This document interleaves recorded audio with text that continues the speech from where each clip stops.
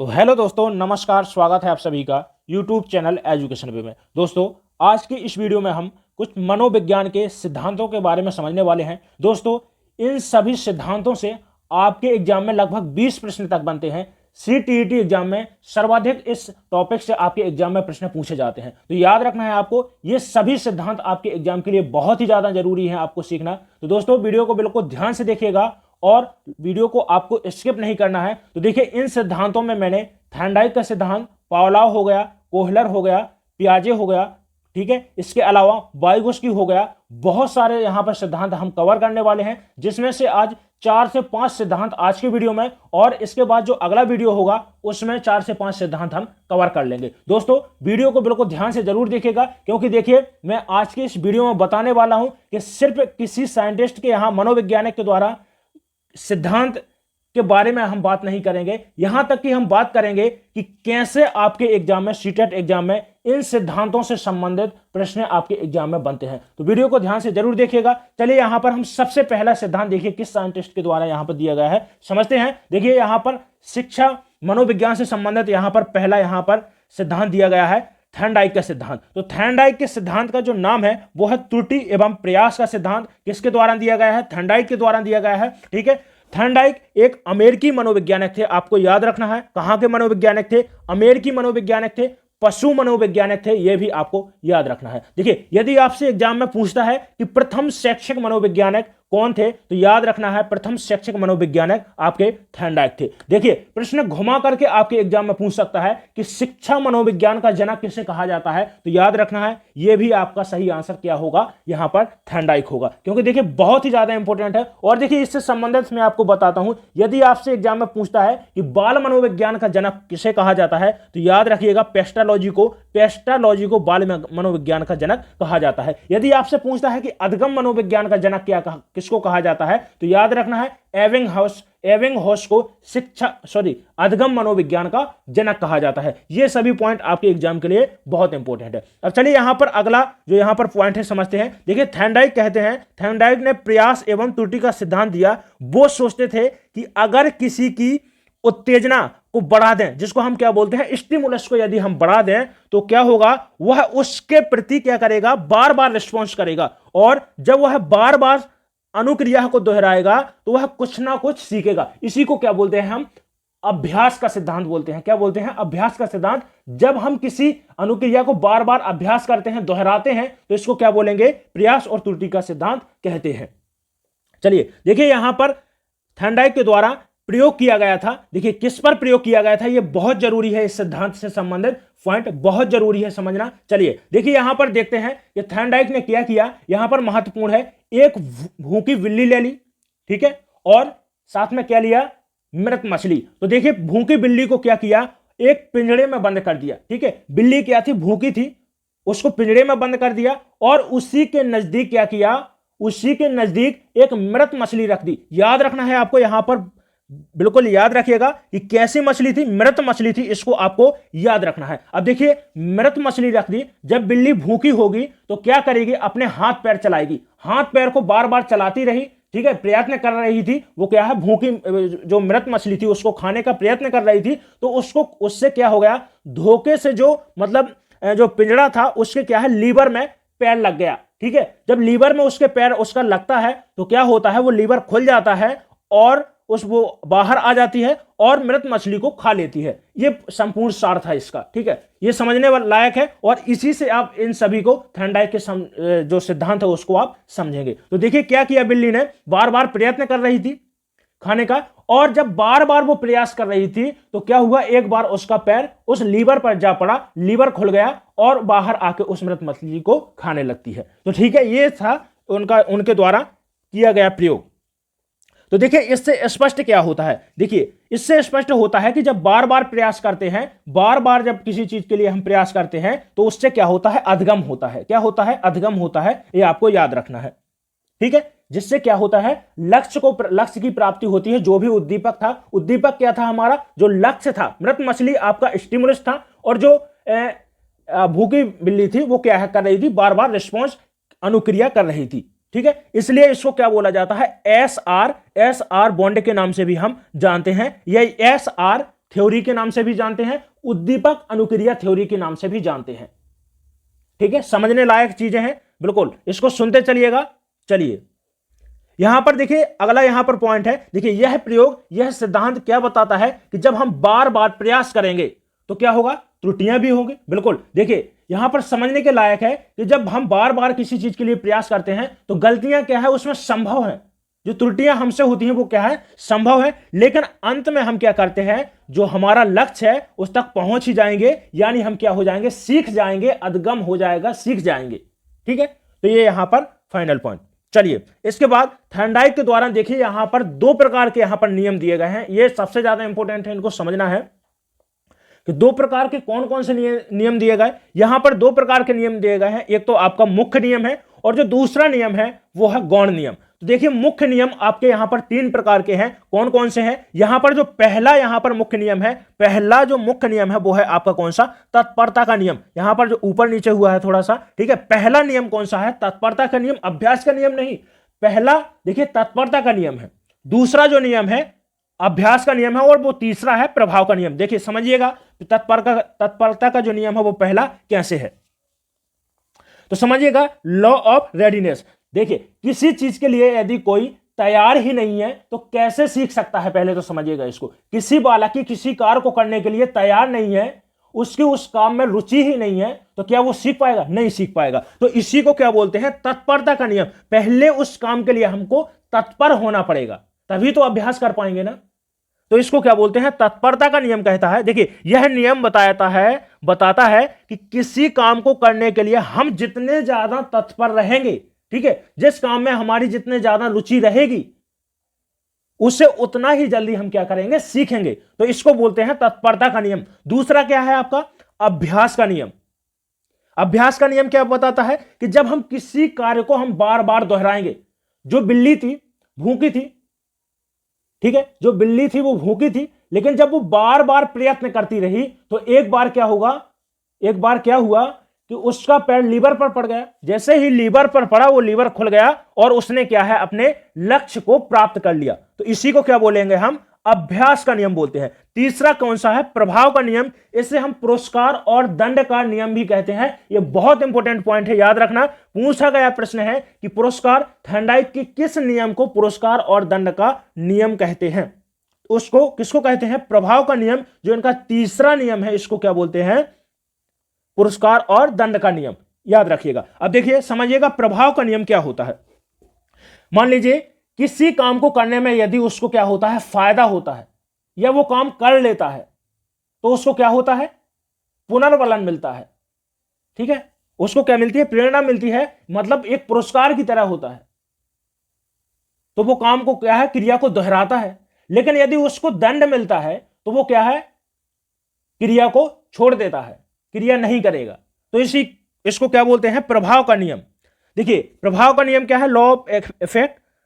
यह नियम बताता है कि यदि सीखना संतोषजनक हो तो सीखना क्या हो जाता है, तीव्र हो जाता है। यदि सीखना असंतोषजनक नहीं होता तो थॉर्नडाइक ने इसे क्या बोला है, पुरस्कार और दंड का महत्व दिया है।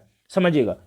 देखिए यदि काम को आपने किया है और यदि संतोषजनक तरीके से काम हो रहा है तो आप काम को करते जाएंगे। लेकिन यदि आपको काम में बाधा आ रही है तो आप क्या करेंगे, काम को छोड़ने का प्रयत्न करेंगे। ठीक है, यही है आपका प्रभाव का नियम। क्या है, उसका प्रभाव पड़ता है।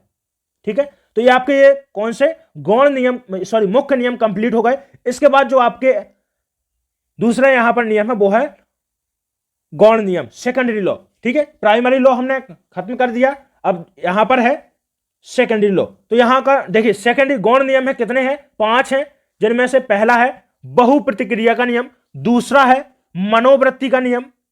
कौन सा, मनोवृत्ति का नियम। तीसरा है आंशिक क्रिया का नियम, और जो चौथा है आत्मीकरण का नियम, और पांचवा है साहचर्य क्रिया का नियम। ठीक है, तो यहां पर पहला है आपके सामने बहुप्रतिक्रिया का नियम। देखिए बच्चे, लास्ट में मैं आपको इस नियम के लास्ट में बताऊंगा कि जो सीटेट है वो इस सिद्धांत से संबंधित किस प्रकार के प्रश्न पूछता है। तो आपको बिल्कुल स्किप नहीं करना है, वीडियो को ध्यान से समझते चलिएगा, क्योंकि ये सभी सिद्धांत आपके एग्जाम के लिए बहुत इंपॉर्टेंट है। ठीक है, तो यहां पर समझिएगा, पहला है हमारा बहुप्रतिक्रिया का नियम क्या बोलता है। ठीक है, तो यहां पर कह रहा है कि देखिए, इस नियम के अनुसार हम नया कार्य सीखते समय अनेक प्रतिक्रिया एवं प्रयास करते हैं, मतलब बहुत ज्यादा प्रतिक्रिया करते हैं ना, तथा उसके बाद उस कार्य को करने की सही विधि हमें क्या है, मालूम हो जाती है। मान लीजिए जो बिल्ली थी वो क्या करती थी, बार बार प्रयत्न कर रही थी, और जैसे ही उसका लीवर पर पंजा पड़ा, लीवर खुल गया, तो उसको क्या है, उसने सीख लिया है लीवर खोलना। इसके बाद यदि उसके साथ में दोबारा यही हम प्रयोग करेंगे तो वो जान गई है कि कैसे मुझे मछली को खाना है, कैसे मुझे इस लीवर को खोलना है, बाहर निकलना है पिंजड़े से। तो वो क्या है, बहुप्रतिक्रिया का नियम कहलाता है। यहां पर पहला हमारा बहुप्रतिक्रिया का नियम कंप्लीट हुआ। इसके बाद दूसरा है आंशिक क्रिया का नियम। देखिए, इस नियम के अनुसार हम अपने पूरे कार्य को क्या करते हैं, छोटे छोटे भागों में विभाजित करें तो यह अति शीघ्र और सरल हो जाता है। देखिए, किसी कार्य को हम क्या है, कोई काम है बहुत जटिल है, उसको क्या करें, बहुत छोटे छोटे भागों में डिवाइड करके यदि हम करते हैं। मान लीजिए कोई आपके सामने, आप मान लीजिए बायोलॉजी के स्टूडेंट हैं, आपके सामने बहुत बड़ा एक पूरा ग्रंथ टाइप का बायोलॉजी का पुस्तक है।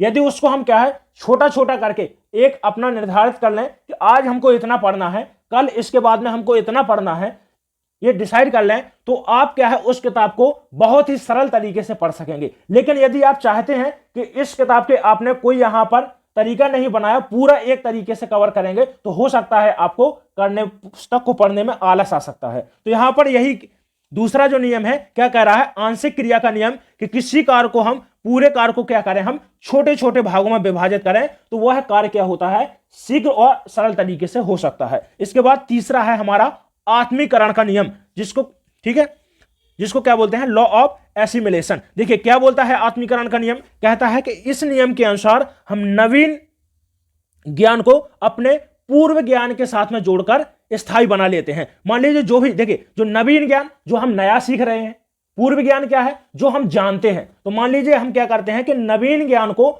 जो पूर्व ज्ञान उस जो हमने सीखा है, उसी के आधार पर, मान लीजिए यहां पर देखिए, आप चित्र में देखिएगा, कोई बच्चा है साइकिल चलाना जानता है, ठीक है, तो ये क्या हो गया, उसका पूर्व ज्ञान हो गया। लेकिन उसको क्या है, बाइक चलाना सीखना है, तो जब उसको साइकिल चलाने आती है, जब वो बाइक सीखेगा तो उसको क्या है, बाइक सीखने में क्या है, मदद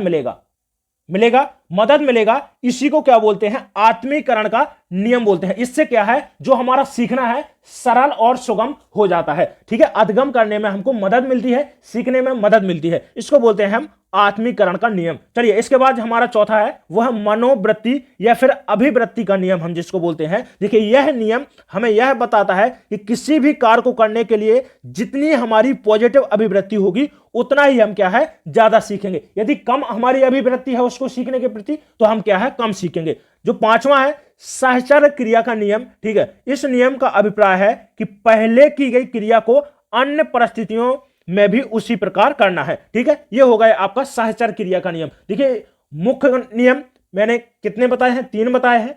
जो कौन कौन से थे, तत्परता का नियम, अभ्यास का नियम और प्रभाव, जिसे हम पुरस्कार और दंड का नियम बोलते हैं। इसके बाद जो आपके सेकेंडरी लॉ थे वो कौन कौन से थे, एक तो बहुप्रतिक्रिया का नियम, मनोवृत्ति का, आंशिक क्रिया का, आत्मीकरण का और साहचर्य क्रिया का नियम 5 थे। तो देखिए, आपको याद रखना है, इनसे प्रश्न बनता है। ठीक है, याद रखना है, अधिगम से संबंधित यहां से प्रश्न आपके एग्जाम में बन सकता है, तो इसको याद रखिएगा, क्योंकि जो सबसे ज्यादा इंपॉर्टेंट है सीटेट के लिए थॉर्नडाइक के सिद्धांत से, वो है थॉर्नडाइक के नियम। तो इनको आपको याद रखना है। अब देखिए, यहां पर बात आती है कि थॉर्नडाइक ने कौन कौन से सिद्धांत दिए हैं, मैं आपको यहां पर बता देता हूं। देखिए, एक तो आप नोट कर लीजिएगा, बुद्धि का बहुकारक सिद्धांत। बुद्धि के कई कारक बताए हैं थॉर्नडाइक ने, तो यहां पर बुद्धि का बहुकारक सिद्धांत दिया गया है, थॉर्नडाइक के द्वारा दिया गया है, आप नोट कर लीजिएगा। इसके अलावा दूसरा है संबंधवाद का सिद्धांत। संबंधवाद का सिद्धांत यदि आपसे पूछता है किसके द्वारा दिया गया है, थॉर्नडाइक के द्वारा दिया गया है। तीसरा है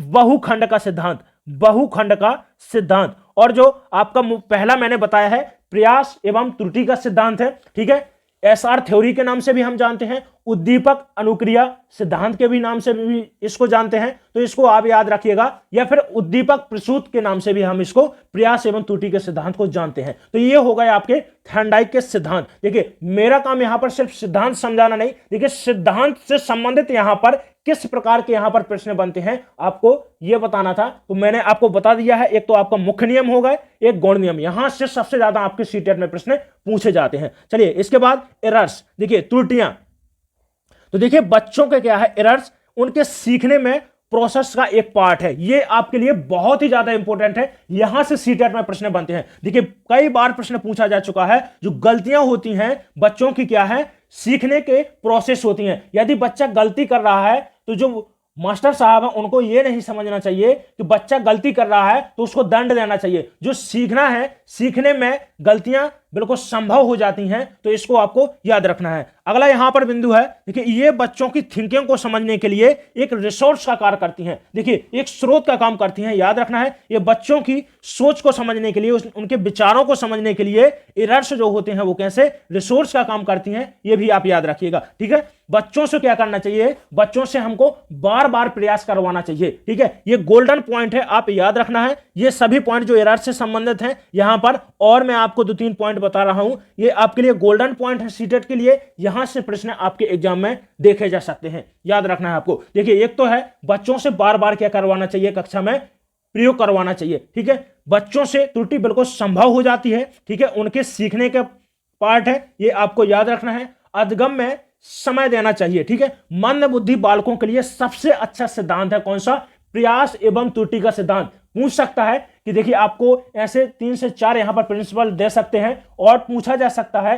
कि देखिए कौन सा सिद्धांत है, कौन सा प्रिंसिपल ऐसा है जो, ठीक है, मंद बुद्धि बालकों के लिए सबसे ज्यादा इंपॉर्टेंट है। तो आपको ये सबसे कौन सा यहां पर सिद्धांत लगाना होगा, प्रयास एवं त्रुटि का सिद्धांत मंद बुद्धि बालकों के लिए सबसे ज्यादा अच्छा है। इसके अलावा देखिए शुद्ध उच्चारण बालकों के लिए, यदि कोई भी बालक है किसी शब्द का शुद्ध उच्चारण नहीं कर पा रहा है, तो उसके लिए कौन सा सिद्धांत सबसे अच्छा है, प्रयास एवं त्रुटि का सिद्धांत सबसे अच्छा है, जिसमें अभ्यास का नियम बार बार काम में लाया जाता है। देखिए बार बार बच्चे से क्या है, उस शब्द को बुलवाना है, जब भी बच्चा बार बार उस वाक्य को बोलेगा तो वो क्या है, सही उच्चारण करना सीख जाएगा। तो इसको बोलते हैं प्रयास एवं त्रुटि का सिद्धांत, ठीक है। तो देखिए स्टूडेंट्स की एरर्स संकेत करती हैं कि उन्हें यांत्रिक अभ्यास की जरूरत है। तो ये सभी पॉइंट आप स्क्रीनशॉट कर लीजिएगा इनका, ठीक है, और जो मैंने बताए हैं उनको आप नोट कर लीजिएगा। चलिए इसके बाद आते हैं हमारे महान साइंटिस्ट अल्बर्ट बंडूरा का सामाजिक अधगम का सिद्धांत, बहुत ही इंपॉर्टेंट है, यहां से प्रश्न। देखिए अल्बर्ट बंडूरा के द्वारा कौन सा सिद्धांत दिया गया है, पहले तो आपसे ये मैं प्रश्न करता हूं, कमेंट करके जरूर बताएं। यदि आपको मालूम है तो कमेंट कीजिएगा कि अल्बर्ट बंडूरा के द्वारा कौन सा सिद्धांत दिया गया था, ये आपको कमेंट करना है। चलिए तो देखिए यहां पर अल्बर्ट बंडूरा आपके एग्जाम के लिए बहुत ही इंपॉर्टेंट है, इसको आपको याद रखना है। चलिए तो अल्बर्ट बंडूरा कहां के निवासी थे, देखिए कनाडा के निवासी थे। उन्होंने सामाजिक अधिगम का सिद्धांत दिया था, ठीक है। इस सिद्धांत में दूसरों के व्यवहार को देखकर सीखा जाता है, समाज के मान्य को अपनाया जाता है और अमान्य को क्या किया जाता है, नकारा जाता है। मान लीजिए जो भी मान्य चीजें हैं उनको क्या है, अपनाया जाता है। जो सही चीजें हैं, मान लीजिए कोई बच्चा गाली गलौज देता है तो ये कैसा हो गया, अमान्य व्यवहार होता है, क्या हो जाएगा, लड़ाई झगड़ा हो गया, ये कैसे, अमान्य व्यवहार हो गए। तो देखिए लड़ाई झगड़ों अमान्य व्यवहारों को क्या किया जाता है, नकारा जाता है, और जो भी मान्य व्यवहार है, अच्छा आचरण होना, अच्छा मेल मिलाप होना, इनको क्या है, मान्य व्यवहार बोलते हैं, इनको क्या है, समाज में अपनाया जाता है। तो देखिए चलिए अब देखिए यहां पर है इनके सिद्धांतों को किन किन नामों से जाना जाता है अल्बर्ट बंडूरा के सिद्धांत को। तो देखिए अवलोकनात्मक अधगम का सिद्धांत, ठीक है, अनुकरण का सिद्धांत। तो देखिए कैसे आपको याद रखना है इस सिद्धांत को, एक यहां पर सिर्फ एक नाम याद रखना है, अनुकरण का सिद्धांत और बंडूरा। तो आपका यहां पर यह पूरा सिद्धांत कवर होने वाला है इन्हीं 2 शब्दों से। देखिए यदि आपसे पूछता है कि अवलोकनात्मक सिद्धांत किसके द्वारा दिया गया है, तो वो दिया गया है किसके द्वारा, अल्बर्ट बंडूरा के द्वारा। प्रेक्षणात्मक सिद्धांत किसके द्वारा दिया गया है, अल्बर्ट बंडूरा के द्वारा दिया गया है। यदि आपसे पूछता है कि निर्देशन का सिद्धांत, देखिए इसी सिद्धांतों के अन्य अन्य नाम हैं, तो इनको आपको याद रखना है। देखिए जैसे पूछता है कि निर्देशन का सिद्धांत किसके द्वारा दिया गया है, तो दिया गया है किसके द्वारा, बंडूरा के द्वारा। इसी को अनुकरण का सिद्धांत बोलते हैं। अप्रत्याक्षात्मक ठीक है, सॉरी मैं भी सही से उच्चारण नहीं कर पा रहा। अप्रत्याक्षात्मक का सिद्धांत भी, ठीक है, अवलोकन का सिद्धांत भी, ठीक है, इसको बोलते हैं। तो ये आपको याद रखना है, इस सिद्धांत के अन्य नाम है, ठीक है। इसको मॉडलिंग याद रखिएगा, पूछा गया ये शब्द है, पूछा गया शब्द है, इसमें आपके सीटेट एग्जाम में पूछा गया था। मॉडलिंग का सिद्धांत किसके द्वारा दिया गया था? अल्बर्ट बंडूरा के द्वारा दिया गया था, ठीक है। इनके प्रयोग अल्बर्ट बंडूरा ने किस पर किया है? एक तो बॉबी डॉल पर प्रयोग किया, और एक प्रयोग किस पर किया था? याद रखना है, बॉबी डॉल पर प्रयोग किया था और जोकर पर प्रयोग किया था। ये दो पर प्रयोग किया था। दोनों प्रयोगों को मैं आपको समझाने वाला हूं। देखिए कैसे किया था, समझिएगा। देखिए, एक इन्होंने क्या किया, निर्जीव गुड़िया को लिया, एक बॉबी डॉल को लिया और बगीचे में रख दिया, ठीक है। देखिए, इस सिद्धांत का उद्देश्य समझिएगा पहले, फिर इसके बाद मैं आपको समझाता हूं। देखिए, उद्देश्य क्या था?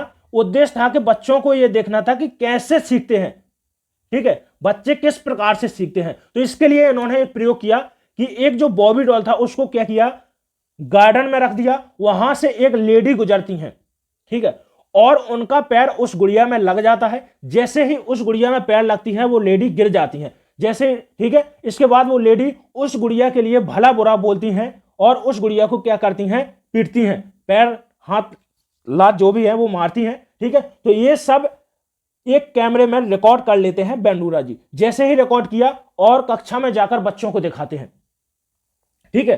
तो जैसे ही बच्चे इसको देखते हैं तो फिर यही चीज बच्चों को ऊपर दोहराई जाती है। तो बच्चे उसी प्रकार से रिएक्ट करते हैं उन चीजों के प्रति जैसा कि उन्होंने उस फिल्म में देखा था, ठीक है। तो इससे निष्कर्ष निकलता है कि बच्चे कैसे सीखते हैं? अनुकरण के माध्यम से सीखते हैं, नकल के माध्यम से सीखते हैं। जो भी समाज में देखते हैं, जिस बर्ताव को देखते हैं, उसको क्या है, अपना लेते हैं, ठीक है। अब दूसरा जो प्रयोग था वो था जोकर पर प्रयोग। देखिए, जोकर पर प्रयोग कैसे था? बगीचे में देखिए, एक क्या किया, किसी व्यक्ति को उन्होंने एक जोकर बना दिया और बगीचे में खड़ा कर दिया। अब वहां पर जाकर कुछ लोग क्या करते हैं, उस जोकर से हाथ मिलाते हैं, और ये सब क्या किया, बंडूरा ने रिकॉर्ड कर लिया। रिकॉर्ड करके बच्चों को दिखाते हैं और फिर से उसी जोकर को क्या करते हैं, कक्षा में प्रवेश करवाते हैं। तो बच्चे उसी प्रकार से रिएक्ट करते हैं जैसा कि उस फिल्म में उन्होंने देखा था। जैसे कि बगीचे में वो आदमी हाथ मिला रहे थे उस जोकर से, वैसे ही बच्चे उस जोकर से हाथ मिलाते हैं, उसी प्रकार का बर्ताव करते हैं। तो इससे सिद्ध होता है कि देखिए कि जो बच्चे होते हैं वो कैसे सीखते हैं, अनुकरण करके जो भी वो समाज में देखते हैं उसी प्रकार का बर्ताव करते हैं, उसी प्रकार का अधगम प्राप्त करते हैं, ठीक है। ये समझने लायक चीज थी तो आपको मैंने बताया, ठीक है।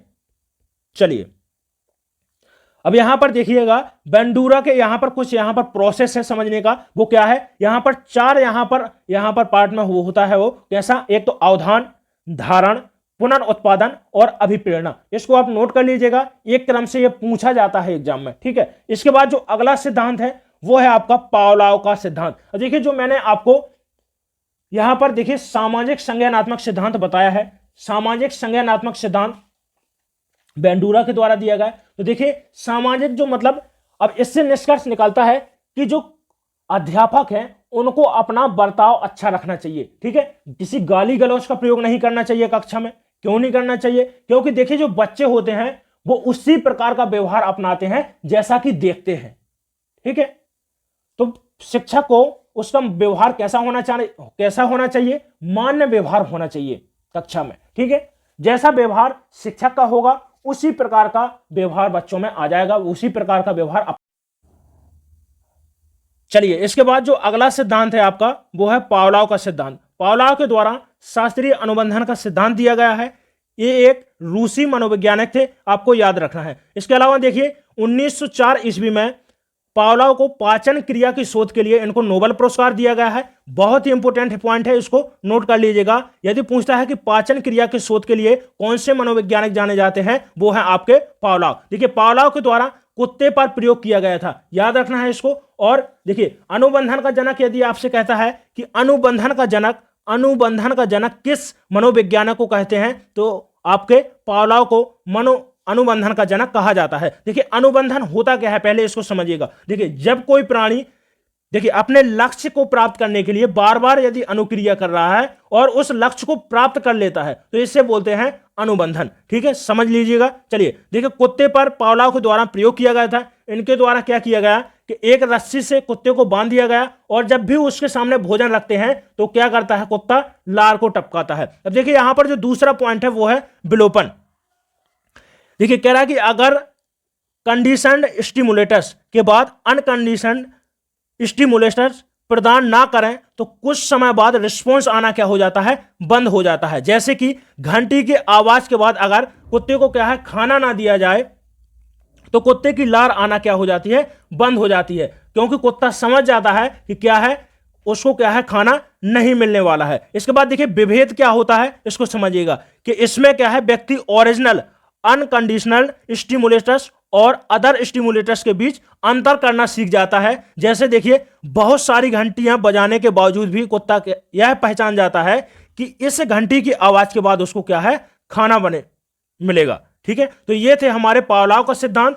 ठीक है, चलिए इसके बाद जो आपका देखिए यहां पर इस सिद्धांत के हम अन्य नाम समझ लेते हैं कि इस सिद्धांत को अन्य कौन कौन से नाम से हम जानते हैं। तो देखिए एक तो जो आपका सिद्धांत है वो है शास्त्रीय अनुबंधन का सिद्धांत। इसका जो दूसरा देखिए इनके द्वारा जो दूसरा सिद्धांत दिया गया है वो है संबंध प्रत्यावर्तन का सिद्धांत। ठीक है, संबंध, इसको आप नोट कर लीजिएगा। संबंध यदि पूछता है कि संबंध प्रत्यावर्तन का सिद्धांत किसके द्वारा दिया गया है, तो पावलोव के द्वारा दिया गया है। ठीक है, जो तीसरा सिद्धांत है वो है अनुकूलित अनुक्रिया का सिद्धांत, भी इनके सिद्धांत को इस नाम से जाना जाता है। इसके बाद देखिए जो आपके अगले साइंटिस्ट हैं वो है मनोवैज्ञानिक हैं, वो हैं वीएफ स्किनर, जिनके द्वारा क्रिया प्रसूत अनुबंधन का सिद्धांत दिया गया है। ठीक है, चलिए तो यह है आपका क्रिया प्रसूत अनुबंधन का सिद्धांत, इसको समझते हैं। देखिए इस सिद्धांत का प्रतिपादन किसके द्वारा, अमेरिका के हार्वर्ड विश्वविद्यालय के प्रोफेसर बीएफ स्किनर के द्वारा किया गया। देखिए बीएफ स्किनर ने सबसे अधिक अनुक्रिया पर किस पर जोर दिया है,